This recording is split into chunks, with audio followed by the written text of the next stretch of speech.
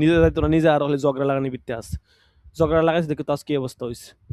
আরেকজনের সংসার, নিজের সংসার করে না আরেকজনের সংসারে ঝগড়া লাগাইতে।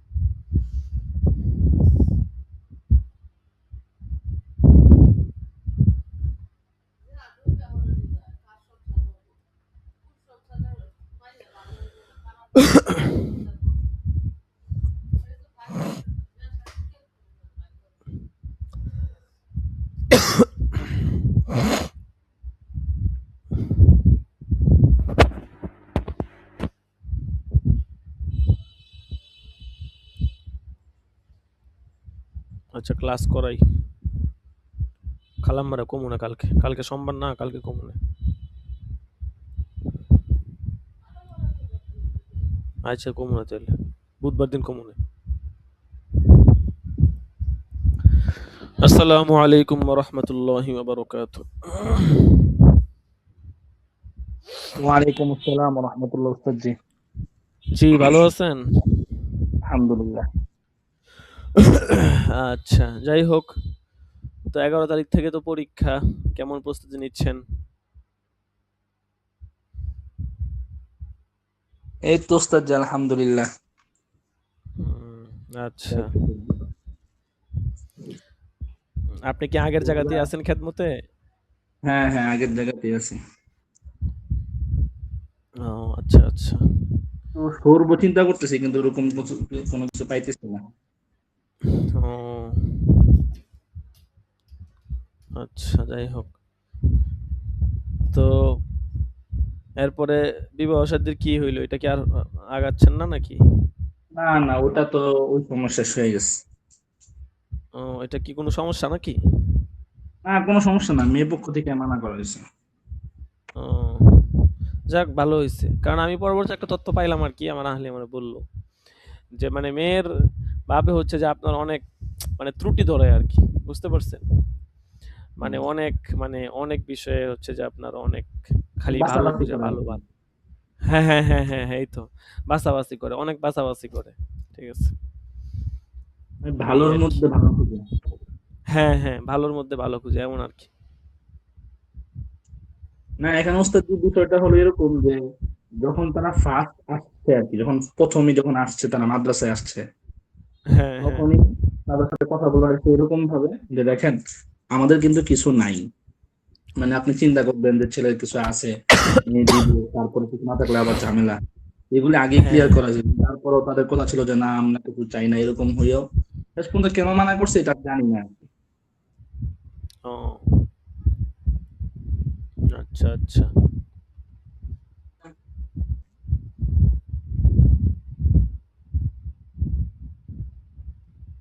এই আর কি। বুঝতে পেরেছি। আজকে তো আমি মনে করছি ছাত্র অনেক আসবে, কারণ আপনি ঘোষণা দিলেন যে আজকে পরীক্ষা সংক্রান্ত আলোচনা হবে, কেউ তো আমি তো নাই। ভাবছিলাম ঠিক আছে অনেকে আসবে যারা অনুপস্থিত আছে। ঠিক আছে, যাই হোক, চলতে থাকুক, দেখি আল্লাহ ভরসা। আব্দুল নাফির রহমানের তো কোনো খবর নাই দেখি, বুঝলাম না তো ক্লাসে না থাকলে তো জানায়।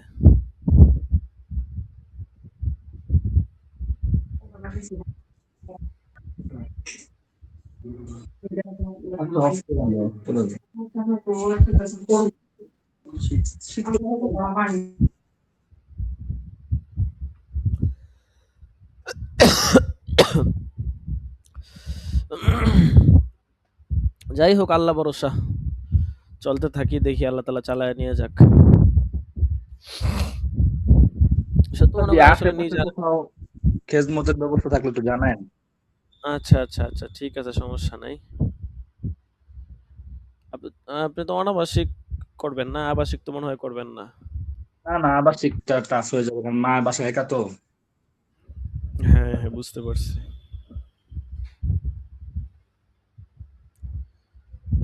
আচ্ছা যাই হোক আল্লাহ ভরসা, দেখি ইনশাল্লাহ। আবাসিক অনেক জায়গাতে আহ, পাওয়া যায়, কিন্তু অনাবাসিক মিলানোটা আর কি সময় কষ্টকর হয়ে যায় আর কি।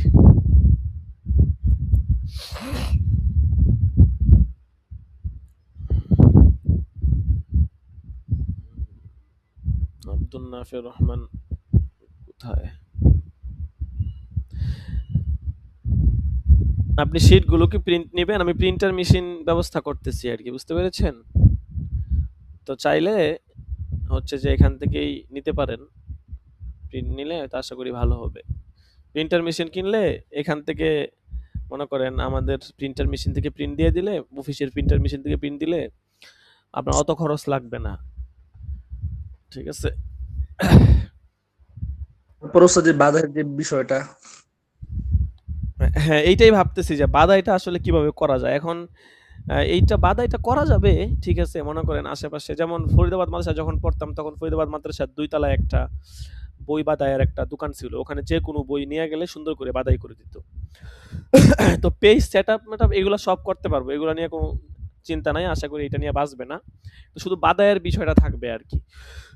তো এখন বাদাইয়ের বিষয়টা হচ্ছে যে আপনার এইটাই আরকি। এটা দেখি কোন জায়গা থেকে করানো যায়। প্রিন্টার মেশিন দেখি কয়েকদিনের মধ্যেই কিনে ফেলবো। বাদাইয়ের বিষয়টাই ভাবতেছি।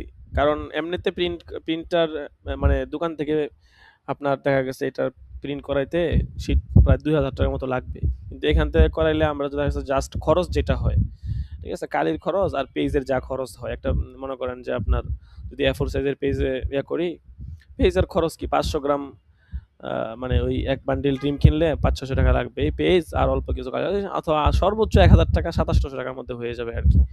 ঠিক আছে? এই তো খরচ। শুধু খরচটা দিলেই হবে এই। এছাড়া এক্সট্রা তেমন কোনো কিছু লাগবে না। তো তো যে দোকান আপনার থেকে মাদ্রাসার কি হলো ওই যে স্টেডিয়ামের?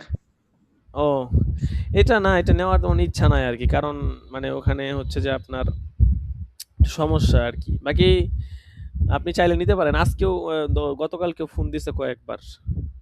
ঠিক আছে? মানে ওখানে হচ্ছে যে আপনার আ থাইকে সবসময় থাইকে ক্লাস-টাস করাইতে হবে, সময় দিতে হবে। এখন আমি তো অলরেডি এক জায়গায় খেদমতে আছি। আমাদের নিজেদের অনলাইন মাদ্রাসায় সমস্ত ব্যস্ততা আছে।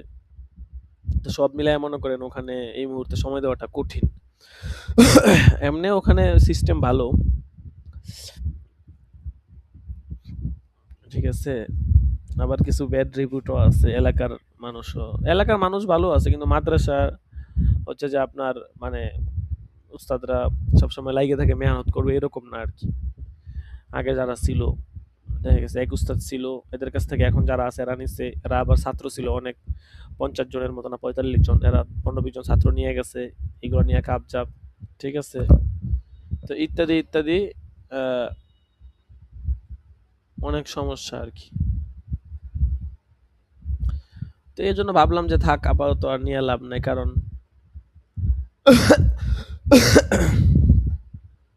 দেখা গেছে অর্থনৈতিকের বিষয় আছে। এখন তো দেখা গেছে কম বেশি যা খরচ আসে মোটামুটি খরচ টরচ পুষায়, ঋণ হয় না আর। কিন্তু তখন ওখানে গেলে তো আপনার প্রায় ২০,০০০ টাকার মতো শুধু বিল্ডিং এর ভাড়াই আসবে, এরপরে শিক্ষকদের বেতন টেতন অনেক খরচ হয়ে যাবে আর কি। এই জন্য ভাবলাম যে আপাতত আর নেওয়ার দরকার নাই। বাকি আপনি যদি চান তাহলে যদি টাকা পয়সা থাকে নিতে পারেন। ওস্তাদ যে আমার যারা দিলাম মনে করতে ১,০০০ টাকা বাড়িতে পারে। আল্লাহ। চাকরি বাকরি করতেছেন, কিছু টাকা পয়সা ম্যানেজ করেন, বাড়ি থেকে কিছু নেন, নিলে ভালো হবে। আশা করি আপনি যদি সময় দিতে পারতেন। ছাত্র আছে ৩০ জন ৩৫ জন রানিং। না ওস্তাদ যে মুহূর্তে আমি মনে হয় চিন্তা ফিকির নেই। তাই নাকি? ও জি। আচ্ছা। ব্যবসা করবো অন্য কিছু, কিন্তু মাদ্রাসা লাইনের ব্যবসাটা এখন মানে যতটুকু দেখলাম বা যাদেরকে দেখলাম মানে অনেক ঝামেলা। হ্যাঁ, হ্যাঁ। ছোট মাদ্রাসা হলে এখন তো আর মনে করেন এই পক্ষে যে আমি ইফতা বা তাফসীর দিব এরকম তো আর সম্ভব না। ওই হ্যাঁ, মনে করেন আলিমুল পর্যন্ত দিলেও দেখা গেছে ছাত্ররা এখন আগের মতো নাই, মানে না। এইটাই, তারপর আবার এইটাই। গার্ডিয়ানরা মনে করেন ছেড়ে দেয় যে মানে মাদ্রাসার উপর সব দায়িত্ব দিয়ে দেয়, এগুলি তো হয় না। বুঝতে পেরেছি। আবার বড় কোনো মাদ্রাসা দিতে পারলে ওটা আবার মনে করেন ছাত্ররা যারা বড় হয়ে যায় নিজ আগ্রহে হ্যাঁ। আসে, ওইটা আবার মনে করেন ঠিক আছে। হুম, হুম। এমনিতে আমার অফলাইন মাদ্রাসা দেওয়ার আসলে প্ল্যান নাই। মানে আমার হচ্ছে যে আমি অনলাইনটাকেই মানে যেন ভালো একটা অবস্থানে যেতে পারি সেটার হচ্ছে একটা প্ল্যান আছে, ফিকির আছে। যেমন ধরেন অনলাইনে আমাদের যেখানে অফিসটা আছে এখানে এটাকে যদি আরো উন্নত করি, এটাকে আরো টাকা পয়সা ঢাললে ব্যয় করলে এটাকে আরো ডেভেলপ করা যাবে, উন্নত করা যাবে। তো এবং এইভাবে অনলাইন কেন্দ্রিকেই একটা ভালো অবস্থানের জন্য যেতে পারি ওইটার প্ল্যান আছে। কারণ অনলাইনে মানে অন্ততপক্ষে এই বিষয়টা প্রমাণ করা যে পড়াশোনা চাইলে অনলাইনে করা যায়। এই জন্য মেশকাত দাওরাও আমরা আলহামদুলিল্লাহ খুলছি আপনাদের দোয়ায়। তো এখন মেশকাতেও আলহামদুলিল্লাহ প্রায় 15 জনের মতো শিক্ষার্থী আছে, দাওরাতেও 1-2 জন আছে কম শিক্ষার্থী। মনে করেন ভাবছিলাম এরকম যারা আসতেছে তারা তো সব হ্যাঁ নিজ আগ্রহে আসতেছে, মনে করেন হ্যাঁ পড়ুক আর এইটাই না হ্যাঁ পড়ুক নিজের একটা ইয়া থাকে, কোনো পেরেশানি হ্যাঁ নেই। হ্যাঁ কিন্তু ছোটদেরকে মনে করেন যে এই কথা শুনে না, এই পাঞ্জাবি পরে আসে না, হ্যাঁ, ঠিক গার্ডিয়ান বলছেন না হ্যাঁ। আজকে পাঠালে কালকে পাঠাইবো না, আবার আইসা করবো যে হুজুর বাসা যায় পানি খায় না, বাসা যায় ভাত খায় না। তো এত কিছু তো নিয়ে মনে করেন হুম হুম, আসলে হয় না। বুঝতে পারছি, ওইটাই পেরেশানি আসলে। এই জন্য ব্যবসা বাণিজ্য যদি করতে পারেন এটাই সবচেয়ে বেটার হবে আর কি। ঠিক আছে, এখন ব্যবসা বাণিজ্য করার জন্য তো পুঁজি লাগবে। ওটা একটা আস্তে আস্তে মনে করেন আল্লাহ যদি চায় আর কি। হ্যাঁ হ্যাঁ এটাই। তো মোতামি হওয়ার চিন্তা নাই।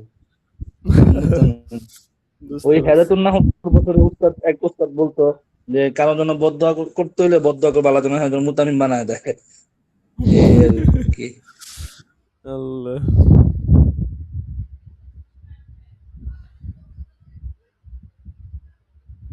বুঝতে পারছি। যাই হোক আসলে হ্যাঁ বর্তমান সময়টা তো কঠিন, দেখা গেছে মানুষের হক আদায় করা ইত্যাদি ইত্যাদি অনেক বিষয় মুতাহিম সাহেবরা যেভাবে সহকারী শিক্ষক বা অন্যান্যদের উপর যেভাবে দায়িত্ব চাপায়া দেয়, কথাবার্তা শোনায়, মনে হয় যে কত লাখ লাখ টাকা দিয়ে বেতন দিয়ে রাখছে।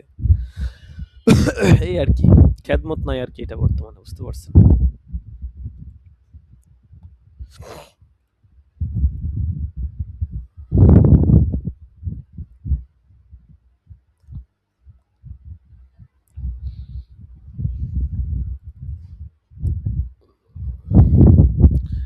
আজকে এটা কত নাম্বার ক্লাস গেল?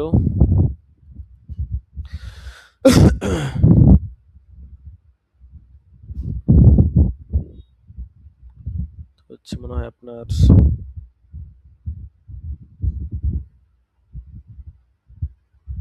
29 নাম্বার নাকি? ওই আরেক ভাই থাকা উস্তাদ, উনি গেল কোথায় আরেক ভাই? উনি ওনাদেরকে নক দিলাম, বুঝলাম না লাইনে নাই নাকি, কি সমস্যা। আপনার যে উনি যে বললো যে আরেকটা ক্লাস আছে নাকি এরকম কিছু তো ঝামেলা পড়ে গেছে না? ও হ্যাঁ হ্যাঁ হ্যাঁ, কিন্তু এখন তো এখন তো 10টা বাজে নাই, 10টা পরে ওনার ওই ক্লাস। বাচ্চা এখন। মাত্র বাজলো। আজকে কি 29 নাম্বার আমাদের সবক হয়েছে না? হ্যাঁ, তার মানে আর একটা সবকের জন্য 30 নাম্বার সবক হইল না।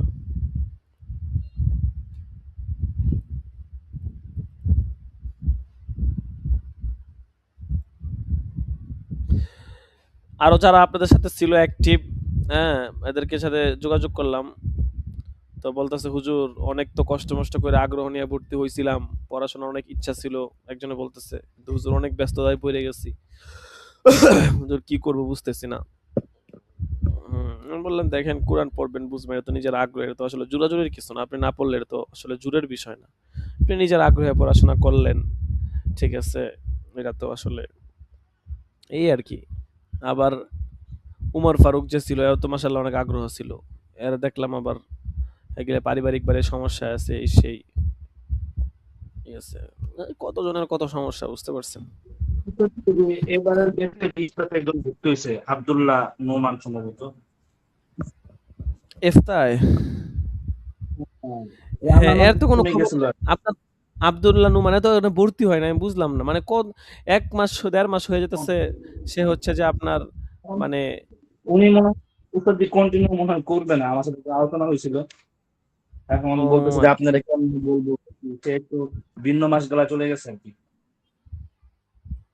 ও, তো জানায় দিলেই তো নামটা কেটে দেই।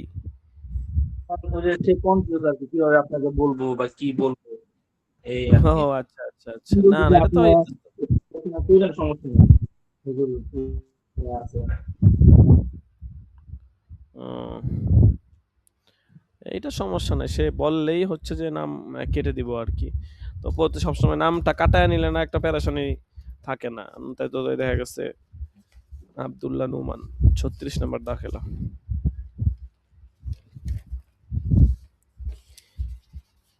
আর আগ্রহ, অনলাইনের বিষয়টা সম্পূর্ণ আগ্রহের উপর ডিপেন্ড করে আর কি, বুঝতে পারছেন?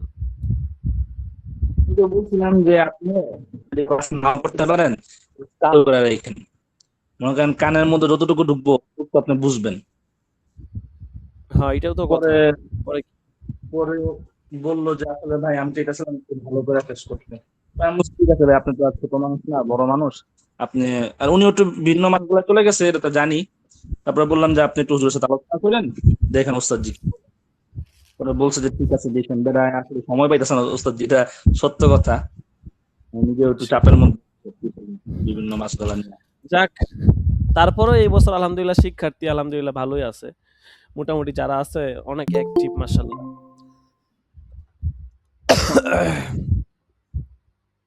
মাওলানা সাহেব আসছেন। চলে আসছে আমাদের আব্দুল যার নাফিস জন্য সাহেব, অপেক্ষা। আপনার আপনার তো দেরি কেন? হজরত একটু যে মাদ্রাসায় একটু উস্তাদের প্রোগ্রাম তো, যেন ও আচ্ছা আচ্ছা আচ্ছা,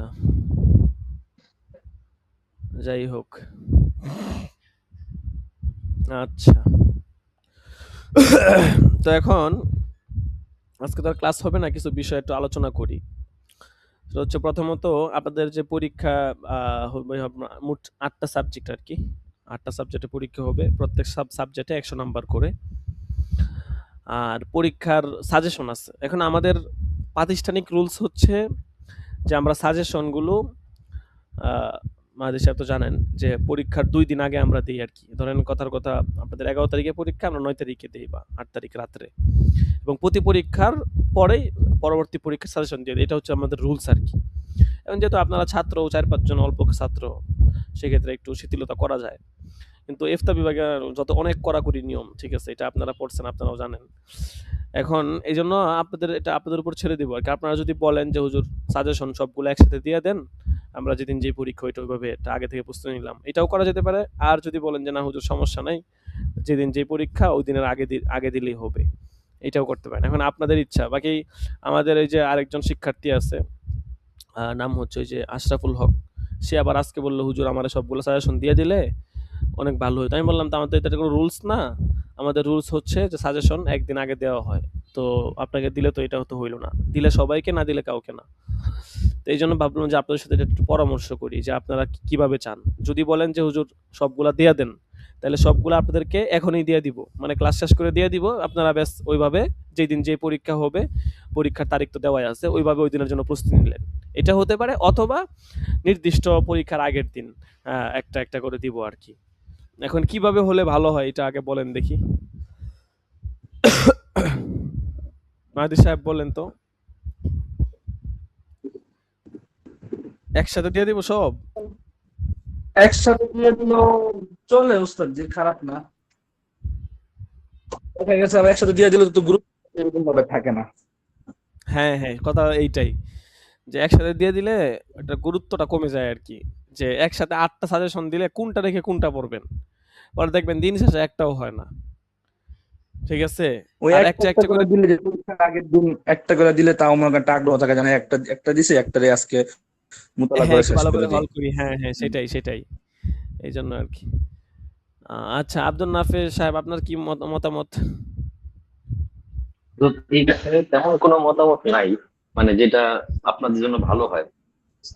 আচ্ছা আচ্ছা আচ্ছা, তাইলে একটা একটা করে দেই, ঠিক আছে। আপাতত হচ্ছে সর্বপ্রথম মনে হয় তাফসিরুল কোরআন আজিমের পরীক্ষা না, প্রথম দিন 11 তারিখ। হুম,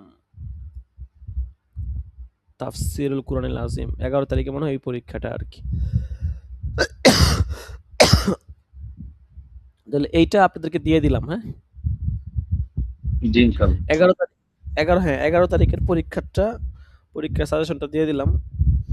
পিডিএফ ফাইল দিয়ে দিলাম, এটার ফটো ফাইলটাও দিয়ে দেবো, সমস্যা নাই। যাই হোক, এখানে যা আছে মোটামুটি এই সংক্রান্তই অনেকগুলো প্রশ্ন আসবে আর কি। আচ্ছা,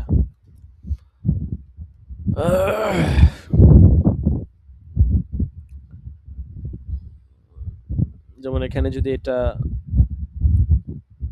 ফাইলটা ওপেন করি, এটা একটা ফটো দিয়ে দিই আপনাদেরকে, তাহলে এটাও ভালো হবে, আপনাদের জন্য কাজে লাগবে।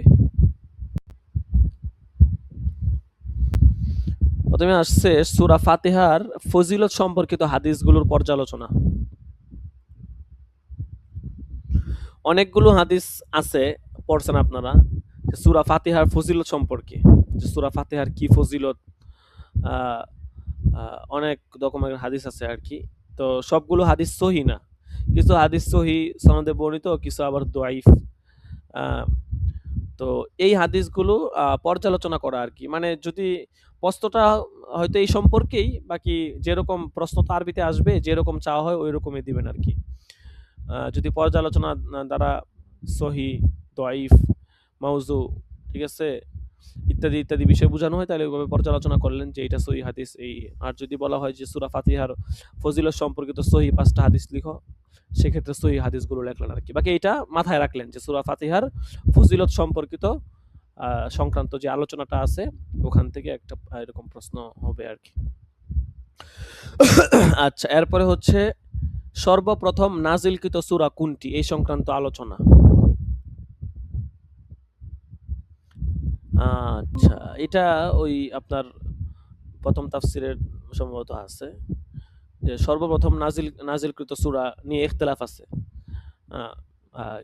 এক একজন এক এক রকম মত দিয়েছেন, তো কার কি মত, সেই মতগুলো নিয়ে একটা আলোচনা করা, পর্যালোচনা করা। আউযুবিল্লাহর ব্যাখ্যা এবং বিধান, এটা লম্বা চড়া আলোচনা আছে আউযুবিল্লাহর ব্যাখ্যা সম্পর্কে, এবং আউযুবিল্লাহ কখন পড়তে হবে, কিভাবে পড়তে হবে, এটার ফজিলত অনেক কিছু আছে। তো ওইগুলো ইনশাল্লাহ পড়বেন। এরপরে আছে 2 নম্বর প্রশ্নে ইস্তেআযার অর্থ নিরূপণ সংক্রান্ত আলোচনা, এটা শিরোনামে আছে। তো তো আপনারা এগুলো একটু আগে থেকে মুতালা করে রাখবেন, কোন শীটে কোন আলোচনা আছে হল করে রাখবেন, ওইভাবে লিখবেন। ইস্তেআযার অর্থ নিরূপণ সংক্রান্ত আলোচনা, যে ইস্তেআযার কি অর্থ, মাদ্দা কি, ইত্যাদি দেখছেন, আপনার বিস্তারিত আলোচনা আছে। আচ্ছা, এরপর হচ্ছে বিসমিল্লাহ সংক্রান্ত আলোচনা, যে বিসমিল্লাহর ফজিলত, হ্যাঁ, বিসমিল্লাহ আপনার অন্যান্য যেই আলোচনাগুলো আছে আর কি, ওই বিসমিল্লাহ সংক্রান্ত আলোচনা থেকেই আসবে। আচ্ছা, এরপর হচ্ছে আলহামদুলিল্লাহ এর তাৎপর্য বিশ্লেষণ, অর্থাৎ আলহামদুলিল্লাহ এর তাৎপর্য বিশ্লেষণ মানে হচ্ছে আলহামদুলিল্লাহ এটার ফজিলত, বা আলহামদুলিল্লাহ কোথায় পড়বো, কোন কাজের ক্ষেত্রে পড়বো, ঠিক আছে, কখন পড়বো, এটার কি মাহাত্ম্য, গুরুত্ব, ফজিলত কি, এটা আসলে শরীয়তে কতটুকু একটা মর্যাদাবান শব্দ, ইত্যাদি সম্পর্কিত আলোচনা আর কি। এটাই হচ্ছে তাৎপর্য বিশ্লেষণ। আচ্ছা, এরপর হচ্ছে 3 নাম্বার প্রশ্ন, মালিকিতে একাধিক এরাবের বর্ণনা। আলহামদুলিল্লাহি রাব্বিল আলামিন, আর রহমানির রহিম, মালিকি ইয়াউমিদ্দিন। এই মালিকির মধ্যে কিন্তু অনেক রকমের এরাব আছে। মালিকি, মালিকি, মালিকু, ঠিক আছে, মালিকি ইয়াউমিদ্দিন, অনেক রকমের এরাব আছে। তো এই এখানে কত রকমের এরাব হতে পারে, কি কি হতে পারে, ইত্যাদি সংক্রান্ত বিস্তারিত আলোচনা আমরা পড়ব। দাল্লিন জাল্লিন সমস্যা, ওই যে একটা উচ্চারণ সংক্রান্ত একটা সমস্যা আছে, দাল্লিন জাল্লিন সমস্যা, এটা কিভাবে বলা হয়েছে আর কি, যে দাল্লিন জাল্লিন সংক্রান্ত সমস্যা। আচ্ছা, এরপর হচ্ছে আলিফ লাম মিমের তাফসির লিখন, অর্থাৎ আপনি হচ্ছে ধারাবাহিকভাবে আলিফ লাম মিম, উদ্দেশ্য হচ্ছে হুরুফে মুকাত্তাআত গুলো, যেগুলো কোরআনের শুরুতে আছে। যেটা ব্লু কালার হয়ে গেছে, নেটে অনেক সমস্যা, বুঝতে পারছেন, যার কারণে ওয়েবসাইট এটা দেখা গেছে এখানে ওয়াইফাই অনেক স্লো, তো কি বলবো আসলে প্রথম যখন নিয়েছিলাম 150 এমবিবিএস এরকম 200 এমবিবিএস এর মতো ছিল, আর এখন মাত্র 20-22, তাও 8-10-12 এমবিবিএস পর্যন্ত, অনেক স্লো। ভিপিএন ছাড়া সাইট ব্রাউজিং করা যায় না। আচ্ছা, যাই হোক, তো এই সাজেশন আপনাদেরকে দিয়ে দিলাম। তো একটা করে দিই, এটাই মনে হয় ভালো হবে, ঠিক আছে? কারণ সবগুলো একসাথে দিয়ে দিলে এটা দেখা গেছে কোনটা রেখে কোনটা পড়বেন এটা মানে কষ্টকর হয়ে যাবে। একটা করে দিয়ে আপাতত যেহেতু 11 তারিখে পরীক্ষা, প্রথম পরীক্ষা তাফসীরুল কোরআন আযীম, এটা দিয়ে দিলাম, ব্যাস। এটা হল করলেন, ঠিক আছে? প্রবেশপত্রগুলো সংগ্রহ করে নিলেন, ঠিক আছে? এভাবেই থাকলো। আচ্ছা, আর পরীক্ষা সংক্রান্ত কিছু নিয়ম কানুন আছে, কম বেশি তো সকলেই জানেন, তারপরে ওয়েবসাইটে আছে, এগুলো দেখে নিয়েন। আমাদের প্রতিষ্ঠানের সকল জামাতের সকল পরীক্ষা অনলাইনে অনুষ্ঠিত হবে, অর্থাৎ পরীক্ষাগুলো অনলাইনেই হয়, মানে এই যে আমরা এখন যেভাবে ক্লাস করতেছি পরীক্ষাটা এভাবেই হবে আর কি, ঠিক আছে? এভাবে ক্লাস সিস্টেমেই। পরীক্ষা চলাকালীন পূর্ণ সময় ভিডিও অন রাখা আবশ্যক। কোনো শিক্ষার্থী যদি ভিডিও অন না করে পরীক্ষা দেয় তাহলে উক্ত শিক্ষার্থীর পরীক্ষা বাতিল বলে গণ্য হবে।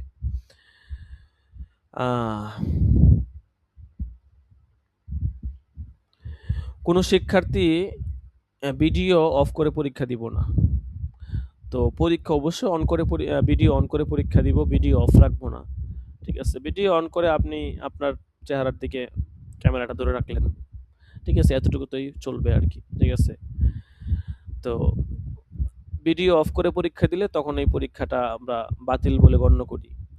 আচ্ছা, পরীক্ষা চলাকালীন তো বললামই, সারা বছর মূল 3টি পরীক্ষা হবে, প্রথম সেমিস্টার, দ্বিতীয় সেমিস্টার, ফাইনাল সেমিস্টার। মূল 3টি পরীক্ষা ছাড়াও একাধিক টেস্ট পরীক্ষা হওয়ার সম্ভাবনা রয়েছে। যেমন কুরবানির আগে আমাদের মুয়ায়না পরীক্ষা হয়েছিল, এটাই হচ্ছে বাস্তবতা। দেখেন, মুয়ায়না পরীক্ষা মোটামুটি অনেকেই দিয়েছে, প্রায় 7 জন না 8 জন পরীক্ষা দিল। প্রথম সেমিস্টার পরীক্ষা এসে সংখ্যা কমে গেছে। তো এমনই, ঠিক আছে? আসলে পুরো বিষয়টা ডিপেন্ড করে একজন ব্যক্তির আগ্রহের উপরে। অনলাইন সিস্টেমটাই হচ্ছে এমন যে এখানে আসলে আপনার আগ্রহ আছে কিনা, এটা পুরোটা শুরু থেকে শেষ পর্যন্ত। এরকম অনেক শিক্ষার্থী ছিল বছরের শুরুতে, অনেক আগ্রহ, ভর্তি হয়েছে ইত্যাদি ইত্যাদি, ঠিক আছে? অনেক আগ্রহ নিয়ে, কিন্তু এখন নাই আর কি, ঠিক আছে? তো এখন মনে হয় আপনারা সব মিলায় অ্যাক্টিভ শিক্ষার্থী মনে হয় 5 জনের মতো আছেন, 10 জনের মতো ছিল, হয়তো বাদ বুদ বইরা হয়তো 5 জন হয়তো হবেন আর কি। আচ্ছা, যাই হোক, আমরা আমাদের পড়া নিজের আগ্রহে পড়বো, ঠিক আছে? কি আছে না আছে এগুলো দেখার বিষয় না। আচ্ছা, এটা গেল। এরপর হচ্ছে প্রতিটি মূল পরীক্ষার ফি 500 টাকা না, এটি এককালীন পরীক্ষার ফি, এক্ষেত্রে কোনো কম করার সুযোগ নেই। মূল পরীক্ষার ফি ছাড়া টেস্ট পরীক্ষা বা মাসিক পরীক্ষার কোনো ফি নেই, শুধু বার্ষিক সেমিস্টার পরীক্ষাগুলোর ফি আছে, এছাড়া অন্যান্য কোনো পরীক্ষা হলে এগুলোর কোনো ফি নেই। ক্লাসে উপস্থিতি, টেস্ট ও মূল পরীক্ষায় অংশগ্রহণ, তামরিন, তাকরার মোতালা পড়াশোনায় মনোযোগের উপর ভিত্তি করে পরীক্ষার নাম্বার কম বেশি হতে পারে। বিশেষ করে এটা আপনাদের তো প্রয়োগ হবেই, ইফতা বিভাগে এই সমস্ত নিয়মকানুন খুব কঠিনভাবে প্রযোজ্য হয় আর কি। যাই হোক, ইত্যাদি বিষয়গুলো খুবই জরুরি, ক্লাসে নিয়মিত থাকা, তামরিন করা ইত্যাদি বিষয়গুলো পরীক্ষার নাম্বারের ক্ষেত্রে তারতম্য সৃষ্টি করতে পারে। এজন্য অনেক শিক্ষার্থী কথার কথা ধরেন একজন ক্লাসে শিক্ষার্থী উপস্থিত থাকে, সে 95 পাইছে, আরেকজন শিক্ষার্থী উপস্থিত থাকে না কিন্তু সেও 95 পাইছে, কিন্তু আমরা ইচ্ছা করে তাকে 85 দিব, 10 দিব না। এটাই আমাদের নিজাম, আমরা 10 দিব কারণ সে ক্লাসে ছিল না, ঠিক আছে? এটা স্পষ্ট নিজাম। এই জন্য কোনো শিক্ষার্থী পুরোপুরি নাম্বার না পাইলে সে কিছু বলতে পারে, কারণ সে এটা আমাদের নিজাম। ক্লাসে না থাকলে আমরা নাম্বার কমায় দিই, আর ক্লাসে থাকলে ধরেন কথার কথা একজন শিক্ষার্থী ক্লাসে নিয়মিত ছিল, সে পাইছে 70, আমরা তাকে 85 দিয়ে দিব, ঠিক আছে? এটা পুরোটা ডিপেন্ড করে আগ্রহের উপরে। আচ্ছা, এরপরে একটা গুরুত্বপূর্ণ কথা, কপি পেস্ট টাইপ উত্তর গ্রহণযোগ্য নয়, ঠিক আছে? এটা আমাদের এফবিএর ছাত্ররা প্রচুর পরিমাণে করে, গত বছরও করছে, এর আগের বছরও কম বেশি অনেকেই করে আর কি, সবাই না। কপি পেস্ট টাইপ উত্তর মানে একদম হুবহুব কিতাবে যা আছে তা উঠিয়ে দেয়, এইটা কিন্তু আমরা করব না, ঠিক আছে? মানে আমি লিখবো আমার মতো করে, ঠিক আছে? কিতাবে তো কথার কথা অনেক লম্বা চূড়া আলোচনা আছে, এখন কিতাবের মতো করে আছে, আমি ওইটা মুতালা করি আমি আসলে কি বুঝলাম। কথার কথা সূরা ফাতিহার ফজিলত সংক্রান্ত হাদিস আমি মুতালা করলাম, আমি 5টা হাদিস পাইলাম, আমি আমার মতো করে লিখবো, ঠিক আছে? কিতাবে ধরেন কথার কথা সাধু ভাষায় লিখছে, আমি কি সাধু ভাষায় লিখবো? এটা না। আমি কি বুঝলাম, আমি 2টা পৃষ্ঠা মুতালা করলাম, মুতালা করার পরে আমি কি বুঝলাম যে সূরা ফাতিহার এই ফজিলত, সূরা ফাতিহা শিফা, সমস্ত রোগের জন্য এই অনেক কিছু আছে, অনেক কিছু বুঝলাম, এখন আমি আমার মতো করে যেই জিনিসটা বুঝলাম ওখান থেকে একটা সামারাইজ আমি লিখবো। এইভাবে লেখলে তখন নাম্বারও বেশি হবে। এছাড়া কপি পেস্ট যদি উত্তর দেই যে কিতাবে যা আছে সেটা জাস্ট খালি বসায় দিলাম, এরকম হলে আবার এটা কিন্তু নাম্বার আসবে না তেমন। ঠিক আছে, এটা আমরা মাথায় রাখবো। আচ্ছা, যে কোনো জামাতের সনদ মার্কশিট পেতে হলে বার্ষিক পরীক্ষায় মুমতাজ জাহিদ অন্তত জাহিদ হতে হবে। এর চেয়ে নিচের বিভাগ পেলে মূল সনদ স্থগিত থাকবে। মাকবুল বিভাগে যদি কেউ রেজাল্ট করে সেক্ষেত্রে আমরা সনদ দেই না। ঠিক আছে, আর দিলেও তখন গত বছর এক শিক্ষার্থী মকবুল হয়েছে, পরে বলতেছে হুজুর মকবুল দিচ্ছেন কেন? আমি বললাম যে আপনি ক্লাস টাস ঠিক মতো করেন না, পড়ালেখা পরীক্ষা তো তেমন ভালো দিতে পারেন না, তো মকবুল দিব না কি দিব? তো মকবুল দিলে সনদে তো মানসম্মত সনদ যদি রেজাল্ট থাকে মকবুল, মনটা খারাপ হয়ে যায় যে মকবুল কেন হইলাম। এই জন্য মকবুল রেজাল্ট থাকলে তখন সনদ দেওয়া হয় না। জাহিদ জিদ্দান মুমতাজ জাহিদ এই ৩ পর্যায়ে যে কোনো একটা পর্যায়ে থাকা লাগে। আচ্ছা, সনদের পাশ সনদের পাশের সনদে পাশের বিভাগ উল্লেখ থাকবে, কাজেই এই বিষয়টি প্রতি লক্ষ্য রেখে সকলে পড়াশোনার প্রতি মনোযোগী হওয়া উচিত। অর্থাৎ সনদের মধ্যে কি মুমতাজ নাকি জাহিদ জিদ্দান হয় এই কথাটা উল্লেখ থাকে আর কি। এখন ভালো রেজাল্ট করলে সেখানে উল্লেখ থাকবে মুমতাজ, ভালো রেজাল্ট না করলে সেখানে মুমতাজের কথাটা থাকবে না, হয়তো জাহিদ বা জাহিদ জিদ্দান থাকবে। যেহেতু জিনিসটা উল্লেখ থাকে এটা একটা দেখার মতো বিষয়। এই জন্য ভালো করে পড়ালেখা করলে আবার মুমতাজ রেজাল্ট হইলে সেটা কিন্তু একটা উল্লেখযোগ্য বিষয়। আমরা ওইভাবে ইনশাল্লাহ মেহনত করব। প্রথম সেমিস্টার ও দ্বিতীয় সেমিস্টার পরীক্ষার গড় নম্বর বার্ষিক পরীক্ষায় যুক্ত হবে এবং সেটা মার্কশিটে উল্লেখ থাকবে। কাজেই ভালো ফলাফলের জন্য প্রতিটি পরীক্ষায় ঈর্ষণীয় রেজাল্টের প্রয়োজন রয়েছে। এটা হয় অনেক শিক্ষার্থীর ক্ষেত্রে। প্রথম সেমিস্টার পরীক্ষার রেজাল্ট খারাপ হয়েছে, দ্বিতীয় সেমিস্টার ভালো হয়েছে, তৃতীয় সেমিস্টার ভালো হয়েছে, কিন্তু গড় নাম্বার কিন্তু সবগুলোতেই যোগ হয়। এখন গড় নাম্বার যোগ হওয়ার কারণে দেখা গেছে অনেক সময় একজন সে যদি প্রতিটা পরীক্ষায় ভালো করে তাহলে তার বার্ষিক পরীক্ষার ফলাফল ভালো হয়, এটাই স্বাভাবিক। আরেকজন মনে করেন ২ পরীক্ষা ভালো করছে কিন্তু ১ পরীক্ষা ভালো করে না, তাহলে তার রেজাল্টটা খারাপ হবে, এটাই স্বাভাবিক। সিস্টেমটাকে আমরা এমনভাবে ডেভেলপ করার চেষ্টা করতেছি যেন হচ্ছে যে মানে ছাত্রদের পড়ালেখার উন্নতি, তাদের থেকে যেন পড়াটা আদায় করা যায়, এইভাবে আমরা রুলসগুলো তৈরি করার চেষ্টা করতেছি। ঠিক আছে, সিস্টেমটাকে এইভাবেই আমরা প্রতিনিয়ত চেষ্টা করতেছি এভাবেই করার জন্য, যেন যাদের আগ্রহ তারাই যেন শুধুমাত্র পড়ালেখা করতে পারে। নামকা ওয়াস্তে হয়তো আছে, অনেক প্রতিষ্ঠান আছে নামকা ওয়াস্তে আপনি বেতন দিলে হয়তো সনদ, আমরা ওই দিকটা থেকে বিরত থাকার চেষ্টা করি আর কি। দরকার নাই নামকা ওয়াস্তে, আসলে দরকারই নেই। আমার পড়াশোনার আগ্রহ আছে এরকম শিক্ষার্থী যদি একজন হয় আলহামদুলিল্লাহ, আমি একজন নিয়ে পড়বো, কোনো সমস্যা নাই তো, আল্লাহ তাআলা একজন ব্যবস্থা করেছে, একজন নিয়ে গেলাম, কোনো সমস্যা তো নাই। ঠিক আছে, তো এই জন্য আগ্রহ থাকলে এখলাস থাকলে একজনের আমলেই যথেষ্ট, আর এখলাস না থাকলে মনে করেন যে ২০-৩০ জন দিয়েও লাভ নাই।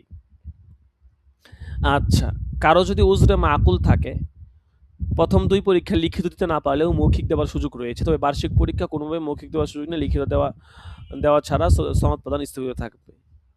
এই বিষয়টা আমরা একটু ভালো করে বুঝি। উজরে মাকুল মানে হচ্ছে এমন উজুর যেটা কোনোভাবে বাদ দেওয়ার মতো না। কথার কথা ধরেন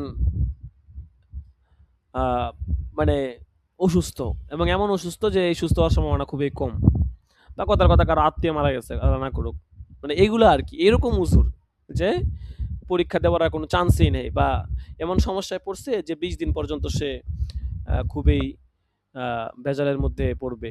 ঠিক আছে, বা অবসর হতে পারবে না। তো এরকম যদি কোনো সমস্যা থাকে, উজুর থাকে, যে আসলে এটা যে এক বাক্যে উজুর বলা চলে, সেই ক্ষেত্রে দেখা গেছে একটা মৌখিক পরীক্ষা নিয়ে আমরা একটা নাম্বার দিই, কারণ একজনের জন্য তার বসে থেকে লাভ নাই। ঠিক আছে, কিন্তু লিখিত পরীক্ষা দিতে হবে, আর মৌখিক পরীক্ষা দিলে নাম্বারও অনেক কম আসে। যে কোনো ২ কিতাবে ফেল করলে অর্থাৎ ৩৫ এর কম নম্বর পেলে পুরো পরীক্ষায় ফেল করেছে বলে গণ্য হবে। এমনকি অন্য কিতাবে মুমতাজ পেলেও বার্ষিক পরীক্ষায় এমনটি হলে তার সনদ স্থগিত থাকবে। আচ্ছা, এমনকি অন্য কিতাবে মুমতাজ পেলেও, অর্থাৎ অন্য কিতাবে যদি ৮০ উপরেও পায় কিন্তু যে কোনো ১-২ সাবজেক্ট যদি ফেল করে, তাইলে পুরো পরীক্ষায় সে ফেল হয়েছে এটা গণ্য করা হবে। বার্ষিক পরীক্ষা যদি এরকম হয় তাহলে কিন্তু সনদ দেওয়া হবে না। পরীক্ষা শুরুর আগেই ভালো মানের A4 সাইজের কাগজ সংগ্রহ করে নিতে হবে। কোনো শিক্ষার্থী A4 সাইজের সাদা পেজ না পেলে অন্তত সাদা অঙ্ক খাতা হলেও সংগ্রহ করতে হবে। বাংলা খাতায় পরীক্ষা গ্রহণযোগ্য না। এটা একটা গুরুত্বপূর্ণ বিষয়। ঠিক আছে, গত বছর ইফতা বিভাগে অনেকে বাংলা খাতায় পরীক্ষা দিছে, আশ্চর্য অবস্থা। তো এই জন্য আমরা এই বছর নাজাম করছি, গত বছর এই নাজাম ছিল না যে আমাদের এখানে পরীক্ষার খাতা কভার পেজ আছে, যদি কোনো শিক্ষার্থী আশেপাশে থাকে সে পরীক্ষার ফি দিয়ে চাইলে আমাদের এখান থেকে কভার পেজ খাতা ইত্যাদি নিতে পারবে, যেই পরিমাণ লাগবে নিতে পারবে, সমস্যা নাই। আপনার যদি 2 দিস্তাও লাগে আপনি আমাদের এখান থেকে নিতে পারবেন, কোনো সমস্যা নাই, কিন্তু নষ্ট করা যাবে না। আমরা প্রতিষ্ঠান থেকে 1 দিস্তা ধার্য করা, কিন্তু আপনার যেই পরিমাণ লাগবে আপনি নিতে পারবেন। অনেক সময় যেমন আপনাদের হচ্ছে যে বিষয়টা বলে রাখি, আপনাদের লেখা অনেক বেশি। তাফসির তো, তাফসির মানেই ব্যাখ্যা। কাজে আপনারা এটা একটু মাথায় নিয়ে নেন যে আমাদের লেখা বেশি। প্রয়োজনে আপনাদেরকে সময় 3 ঘন্টার জায়গায় 4 ঘন্টা দেওয়া হবে। তারপরেও আপনাদের লেখা যেন পুরোপুরি হয়। লেখা একটু বেশি, এটা একটু মাথায় রাখতে হবে। এজন্য আপনাদের পরীক্ষা মাঝখানে 3 দিনও গ্যাপ দেওয়া হইছে। 2 দিন 3 দিন গ্যাপ দেওয়া হইছে। কারণ লেখা বেশি, চাপ একটু বেশি যাবে। এজন্য আপনারা যেন এরকম মানসিক প্রস্তুতি নিতে পারেন। এজন্য একটা লং টাইম নিয়ে পরীক্ষাটা আ মানে ফালানো হয়েছে আরকি। এজন্য লেখা একটু বেশি, পেজও হয়তো বেশি লাগবে। মিনিমাম দেখা গেছে 1 দিস্তা নাও হইতে পারে। 1.5 দিস্তা 2 দিস্তা হয়ে যেতে পারে। তো যারা দূরে আছেন এদের তো আর সম্ভব না। যারা কাছে আশেপাশে আছেন, অফিসে এসে পরীক্ষার খাতা এরপর হচ্ছে যে আপনার এই অন্যান্য যে আসবাবপত্র আছে এগুলো নিয়ে গেলেন, আপনার খরচ হয়তো কিছুটা কমে গেল। ঠিক আছে, এই হচ্ছে বিষয়। আচ্ছা, এরপর হচ্ছে কোনো শিক্ষার্থী চাইলে, এটা তো বলেই দিলাম এখানে, পরীক্ষার ফি প্রদানপূর্বক অফিসে এসে পরীক্ষার খাতা কভার পেজ সংগ্রহের জন্য সরাসরি অফিসে আসাটা জরুরি। কোনোভাবে খাতা কভার পেজ এগুলো কুরিয়ার করে পাঠানো হয় না। কুরিয়ার করে পাঠালে এগুলো তো কুরিয়ার করে পাঠানো সম্ভব না। কুরিয়ার খরচ লাগবে 100 টাকা, খাতার দাম আছে আপনার 50 টাকা, তাইলে কি হবে? এজন্য কুরিয়ার করে বিষয় না, এটা হচ্ছে যে আপনার, বা অনেক সময় যদি এমন হয় 3 পরীক্ষার ফি একসাথে দিয়ে দিবে, হ্যাঁ, তাইলে সেক্ষেত্রে ভিন্ন মাসালা। তখন হয়তো অনেকগুলো খাতা হবে, অনেকগুলো কভার পেজ হবে, এটা ভিন্ন মাসালা। আচ্ছা, প্রতিটি পরীক্ষার জন্য একটি কভার পেজ নিতে হবে। কভার পেজটি পূরণ করে প্রতিটি সাবজেক্টের খাতার সাথে পিন আপ করে নিতে হবে। কভার পেজটি সংগ্রহ করতে নিচের লিঙ্কে ক্লিক করুন। এখানে ক্লিক করে দেখি কি আসে।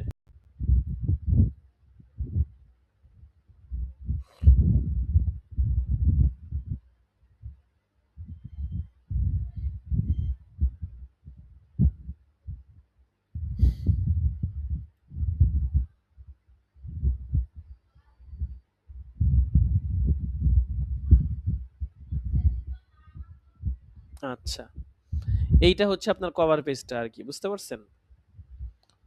আহ, এটা আগে ছিল, এটা আর সংশোধন করা হয় নাই, কিন্তু কোনো ভুল টুল নাই। আহ, তো এইটা হচ্ছে যে আপনারা এই পেজটা প্রিন্ট আপ করে নেবেন। যদি অফিসে আসেন তাহলে অফিস থেকে দিয়ে দিব, আপনাদের কোনো ব্যাপার খরচ টরচ করা লাগবে না। ঠিক আছে, তো এইটা আপনারা এটা বের করে নেবেন, প্রতিটা সাবজেক্টের মধ্যে একটা একটা করে এটা ব্যবস্থা করবেন। আচ্ছা, আমি এটা গ্রুপে এখনই দিয়ে দিই, পরে হয়তো মনে থাকবে না। এখান থেকে কিভাবে দিব?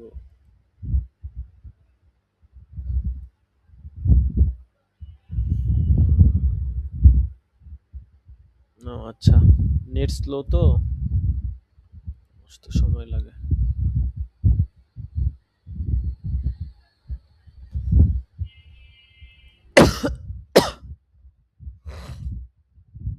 নেট অনেক স্লো, মুশকিলের ব্যাপার স্যাপার। আমাদের এদিকে কি বলবো আসলে, আমি যেখান থেকে ওয়াইফাই নিয়েছি ওইটা মোটামুটি চলে আর কি, আর আশেপাশে আরো কয়েকটা আছে, এগুলো অবস্থা আরো করুন। ঠিক আছে, মানে ভালো আপনার একটু পাওয়াই যায় না। আগে 500-700 টাকা বিল দিয়ে কত ভালো ভালো নেট পাওয়া যেত, আর এখন মনে করেন জমানায় চেঞ্জ হয়ে গেছে।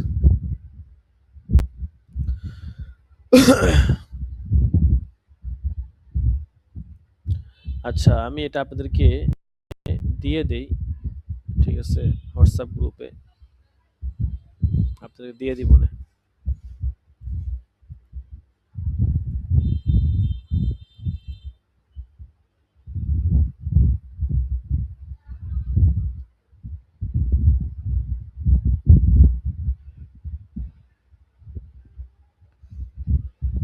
তাফসীর বিভাগ,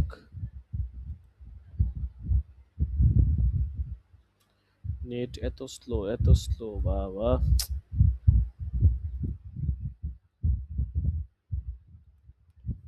অনেক স্লো নেট।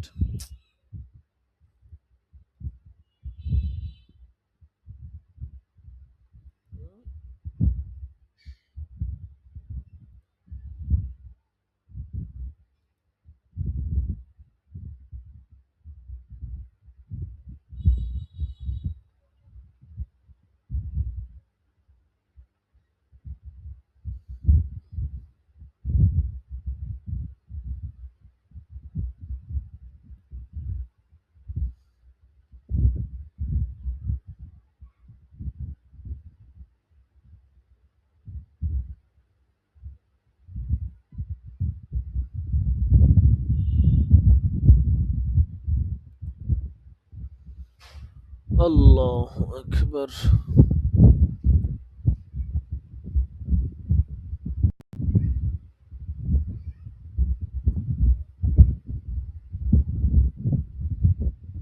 আচ্ছা, এটা কোথায় গেল পেজটা? বুঝলাম না ব্যাপারটা। ডাউনলোড না করলাম।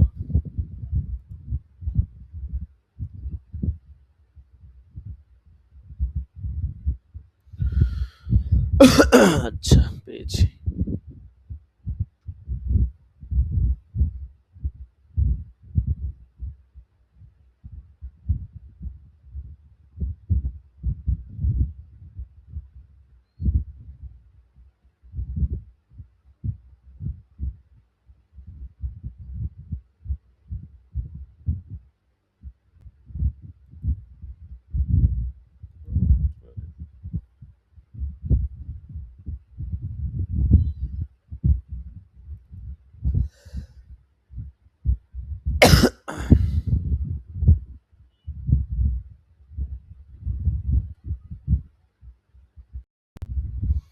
আচ্ছা, আপনাদেরকে আমি এটা হোয়াটসঅ্যাপ গ্রুপে দিয়ে দিয়েছি।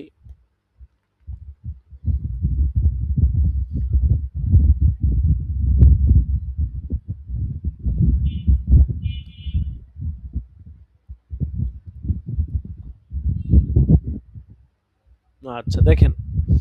এরপর দেখেন, ক্লাসটা শেষ করে দেব, বেশি সময় নিব না। এটা একটা গুরুত্বপূর্ণ বিষয়। পরীক্ষা চলাকালীন সময়ে ১ ঘন্টার মধ্যেই প্রশ্ন বুঝে নিতে হবে। পরবর্তীতে প্রশ্ন বোঝার কোনো সুযোগ থাকবে না। আবারও বলা হচ্ছে, প্রথম ঘন্টার মধ্যেই প্রশ্ন বুঝে নিতে হবে। পরবর্তীতে প্রশ্ন বোঝার কোনো সুযোগ থাকবে না। আচ্ছা, এরপর দেখেন, পরীক্ষা চলাকালীন সময়ে মিট বা জুম থেকে বের হয়ে যাওয়া, এদিক সেদিক তাকানো, মোবাইলে বা সরাসরি কারোর সাথে কথা বলা সম্পূর্ণ নিষিদ্ধ। পুরো পরীক্ষা রেকর্ড করা হবে। কাজেই কোনো শিক্ষার্থী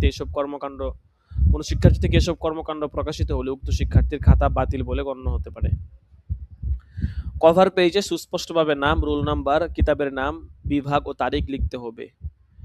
কভার পেজে কিভাবে পূরণ করবেন জানতে নিচের ভিডিওটি দেখুন। এটা ভিডিওর প্রয়োজন নাই, ভাবছিলাম তারপরে ভিডিও দিব, দেখি দিলে এখানে দিয়ে দেওয়া হবে। দেখেন, শেষ ঘন্টা বাজার সাথে সাথে এই খাতা পিন আপ করে ছবি তুলে সংশ্লিষ্ট স্টুডেন্ট ইনবক্সে পাঠিয়ে দিতে হবে। ছবি তুলে জমা দেওয়ার পর খাতা কোনো রকম পরিমার্জন গ্রহণযোগ্য নয়। বিন্দুমাত্র পরিবর্তন পাওয়া গেলে খাতা বাতিল বলে গণ্য হবে।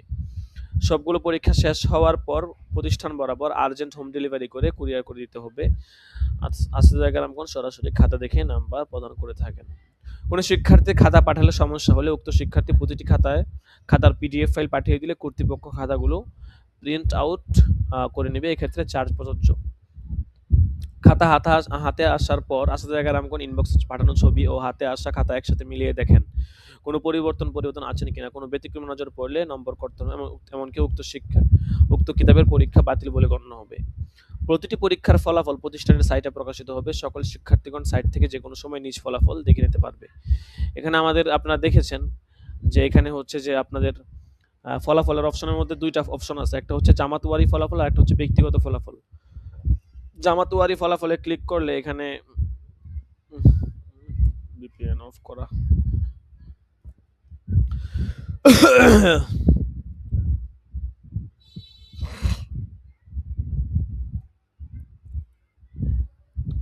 দেখেন, এখানে আমি জামাতুয়ারি ফলাফলে ক্লিক করলাম, ঠিক আছে।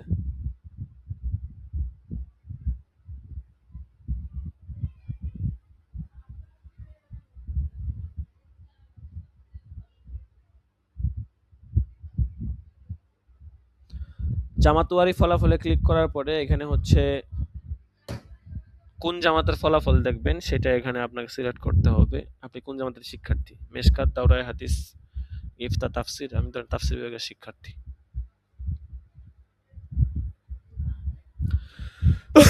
আল্লাহু আকবার।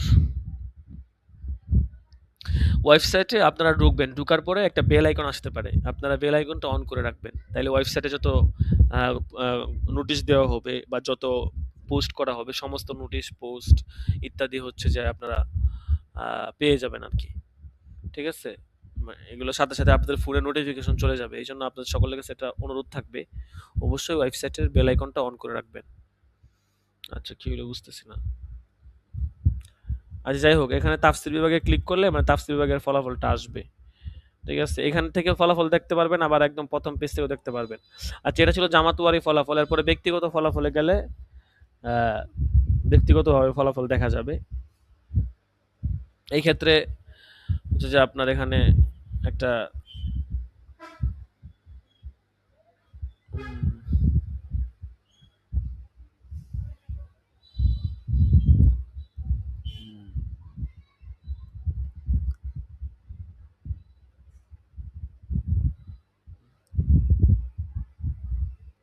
নেট অনেক স্লো কাজ করতেছে।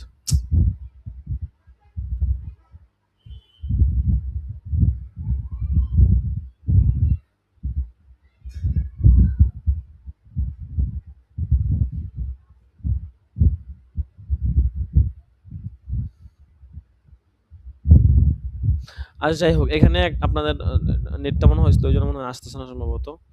এখানে ব্যক্তিগত ফলাফলের মধ্যে ওই বার্ষিক পরীক্ষার যে ফলাফলগুলো আছে এগুলো দিয়ে দেওয়া হয়। তো সেক্ষেত্রে আপনার রেজাল্ট, রোল নাম্বার, নিবন্ধন নাম্বার, বিভাগ, সন এগুলো লিখে সার্চ দিলে ফলাফল চলে আসবে। আচ্ছা যাই হোক, এই হচ্ছে বিষয়। তো আরো আপনারা প্রস্তুতি নিয়ে রাখেন, ঠিক আছে, যেহেতু সময়ও কম। ঠিক আছে, তো আপনাদের যদি কোনো কিছু জানার থাকে জিজ্ঞাসা করতে পারেন, ঠিক আছে, যদি কোনো বিষয় বুঝার থাকে।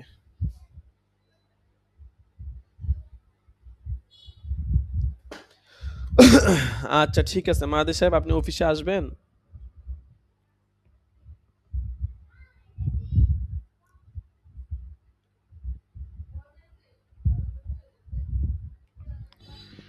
অফিসে আসবেন নাকি?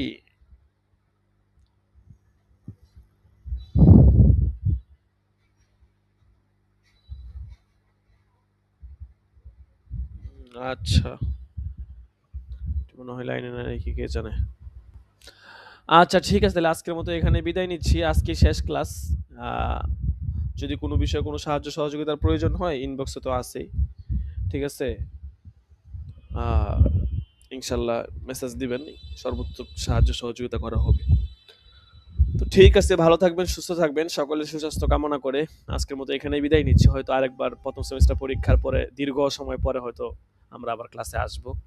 আশা করি আল্লাহ তাআলা আমাদেরকে সুস্থ রাখবে ততক্ষণ পর্যন্ত, ভালো থাকবে, এবং আল্লাহ তাআলা যেন আমাদেরকে আবারও ক্লাসে আসার তৌফিক দান করেন। আমরা সকলে সেই দোয়া করব, আমিন। ওয়া আখিরু দাওয়ানা আনিল হামদুলিল্লাহি রাব্বিল আলামিন। আসসালামু আলাইকুম ওয়া রাহমাতুল্লাহি ওয়া বারাকাতুহু। ওয়ালাইকুম সালাম।